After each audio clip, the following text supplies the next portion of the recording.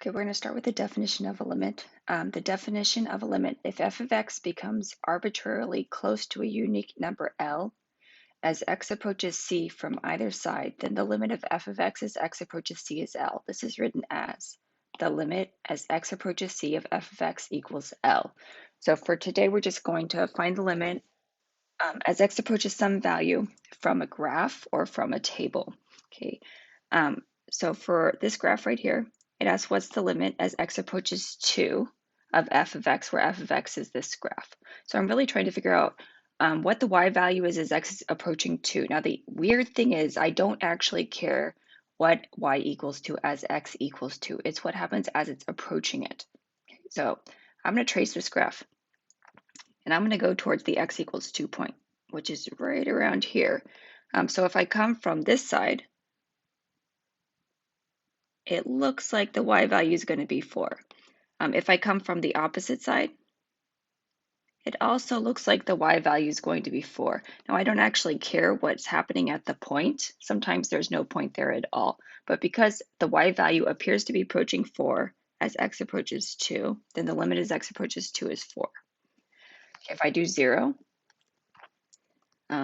x is 0 is here, but I'm looking out here at the graph. But again, I'm not looking at the actual point. I don't care about the actual point. I care about what it looks like it's approaching. So if I come this way, it looks like the y value is approaching -2. If I came from the other direction, it also looks like the y value is -2. Let's try x is 1.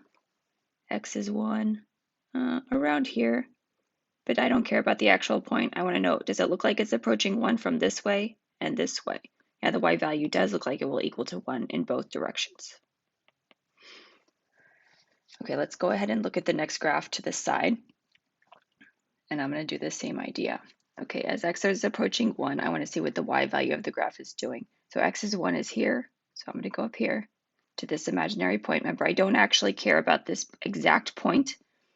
I care about what it looks like it's going to do as it comes from the left and the right. So it looks like the y value is going to equal to 2. Okay, now let me do the same thing at x equals 3. This is x equals 3. You can see at x equals 3, there's not actually a point there. I don't care that there's no point there, though. I just want to see what it appears to be approaching. So if I come from the right side, it looks like the y value will equal to 2. If it comes from the left side, it also looks like the y will equal 2, even though at x equals 3, there is actually no value there. The limit of x approaches 3 is still 2 because that's what it appears to be going towards. And then if I go to 4, it's going to be the same because this is a constant. So it still looks like y equals 2 and y equals 2 from both directions. Okay, let's look at some more interesting graphs. Okay, down here, I have the limit as x approaches 0 of f of x. Okay, remember, I don't actually care what it equals at 0, which is good because I can see that at 0, there's actually no values because there's 2 open circles. So let me just see what happens when I approach x equals 0 on the graph from both sides. Okay, if I come from the right side, it looks like the y is going to equal to 1. If I come from the left side, it looks like the y is going to equal to -1. You can't have two answers. There's only one answer. So in this case, in one direction, y equals 1. In the other direction, y equals -1. So in this case, the limit does not exist. And the abbreviation for does not exist is DNE. And you are welcome to use DNE. Okay, now let me look at -2. At x equals -2 is down here. I don't care about the actual point, but as I approach from the left and the right, it looks like the y value is going to be -1. And at x is -4, even though it's not on the graph, 1, 2, 3, 4, I can assume that it's going to stay constant and it will still equal to not 2, -1. Okay, so let's see. One more graph. This is g of x. Okay, the limit as x approaches -3. Now at -3, there's no value because there's an asymptote there. But again, I don't really care what is actually at -3. I want to see what it's heading towards. Okay, so at x is -3. If I come from the right side, it's going down forever. If I go on the left side, it's also going down forever. So there's a couple ways they describe this. Because it's going forever, sometimes they call it unbounded. Because it happens to be going down forever on both sides, sometimes they'll call it negative infinity, because both the y values are heading towards negative infinity on both sides of x equals -3. But either way, the limit does not exist because it is unbounded. Okay, let's do one more. As x approaches -1, so here's -1 right here. Okay, it looks like, what does that look like? Negative 0. Maybe 4 from the other direction. It also looks like the y value is maybe negative 0.4. So I'm going to estimate that it's about that, and that's a reasonable estimate. Now I'm going to estimate limits using a table. It's going to be the same idea. I'm going to approach the x value from the left and the right, and then see what it appears to be going towards. It doesn't matter what it actually equals at the value. So in this case, I want to see what happens as x approaches -4. So as x is approaching -4, I'm going here, here, here. Now the weird thing is, again, I don't care what actually happens at -4. I can see it's -4, -13, but I don't really care. I just want to know what happens when it gets close.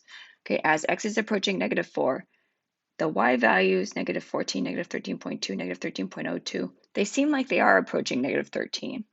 If I come from the other side and I approach -4, so -3.5, -3.9, -3.99, and you should be getting closer and closer to -4 if this is a good table.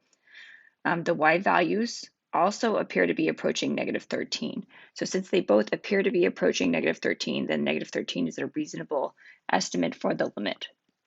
Okay, I'm going to go ahead and go to g of x. The limit as x approaches to of g of x. They've given me a table again. And again, I don't care about x equals 2. What the actual answer is, it could be omitted from the table, and that would be maybe even less confusing.